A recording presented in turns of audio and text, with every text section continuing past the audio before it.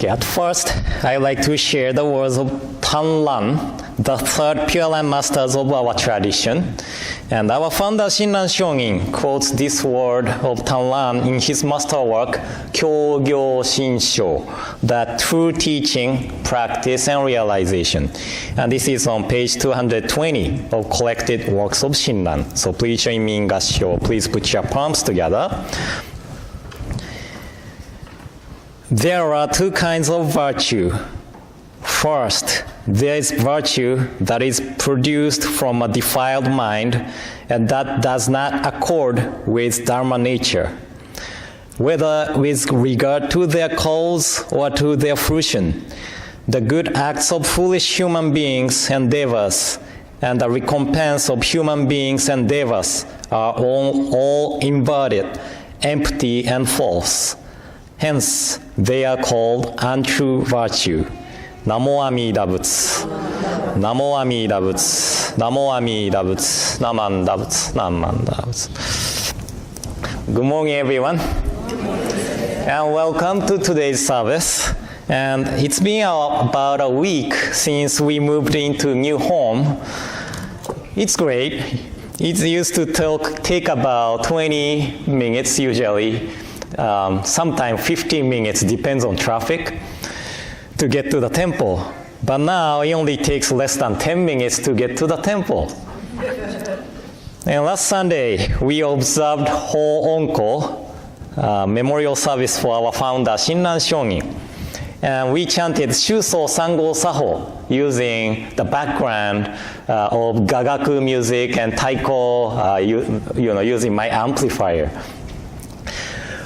We have chanting club from 9 a.m. and I'm usually here by 8:30 a.m. And on that day, I came to the temple as usual. And when I tried to connect my PC to the amplifier, I realized I forgot my cable to connect PC and amplifier. And if I was still living in Southwest, I had to cancel chanting club and go back home. But I was able to go home, and actually I left here around 8:35 and came back around 8:58. So it's really nice to live close by the temple. I can forget many things, right? But last Monday when I woke up, I heard leaking noise from the bathroom. And the water was leaking from second floor bathroom. And, water was dropping from the ceiling on the first floor like waterfall. I felt living like Hollywood. All the celebrities have waterfall in the house, right? But my house is really ordinary house, but anyway, I was a little panicked, and I tried to stop the water. I thought main shut-off valve is in the garage, and it usually look like red bulb, isn't it? Red? No? Or green thing to turn it. But I thought that's the one, and I turned it off, and I turned the toilet bulb too, but the water was still running. And I went around the house for 2-3 times, trying to find the bulb, and couldn't find any other bulbs. So finally, I called the plumber. And before the technician could come, Ryan Davis was able to stop by, and he stopped the water by the meter. It was on the sidewalk. And I tried my best to stop the water, but what I could do was limited. So I had to rely on someone else. And actually, when we don't know what to do, it's better to throw our self-pride away and ask for the help. And now it's all fixed. Of course, we need to replace the drywall ceiling, but at least water is not leaking anymore, and we didn't have any furniture below the leaking spot. So that was only good thing. And at the time of leaking, I didn't have time to think about it deeply. But after the fix, I thought I could use this experience as Dharma talk. And there are two ideas. One, use this experience to talk about how the self-centered mind affects and bothers the other people. Number two, use this experience to contrast the self-power and the other power. And the word I shared at the beginning is the word of Tanlan, one of the 7 Pure Land masters from China in 5th and 6th century. And the word translated as defiled mind in Chinese character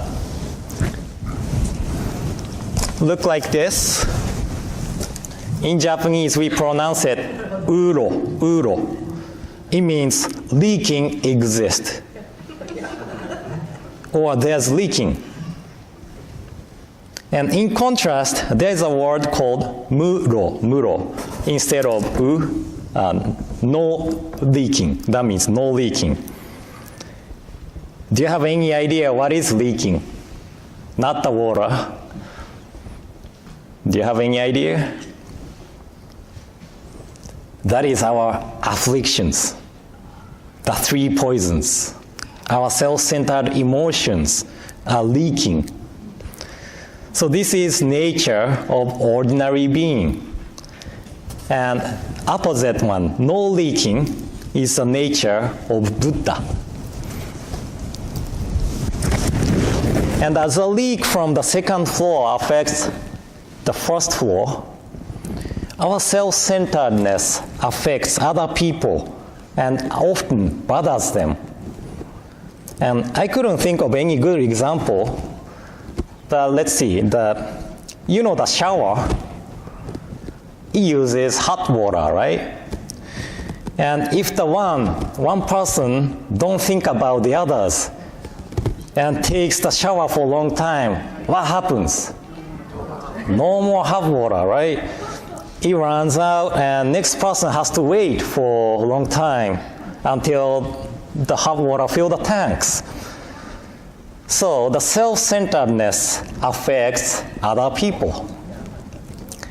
And in Japan, there is a contest for comedians every December. And this is a contest for Japanese stand-up comedy called Manzai. And the champion receives $100,000. So comedians seriously plays comedy. That's interesting, isn't it? Comedians seriously plays comedy. And last year, one person insulted a judge after the contest for not his pair winning the contest. The judge was a woman, and he insulted her with a discriminatory word against her. So we are not seeing him on TV anymore. But I feel sorry about the partner of him. He didn't do anything wrong, but because of his partner's action, now he lost a job as a pair. So one's self-centeredness definitely affects the other people. And second idea, right? There are 2 paths in Buddhism. One is to change this self-centeredness, self-centered nature by our own efforts. It requires a lot of time and practice to change. So this is called the self-power, or difficult practice, or path of sages. And another one is to be aware of this self-centeredness, guided by the light of wisdom of Buddha. This is called other power.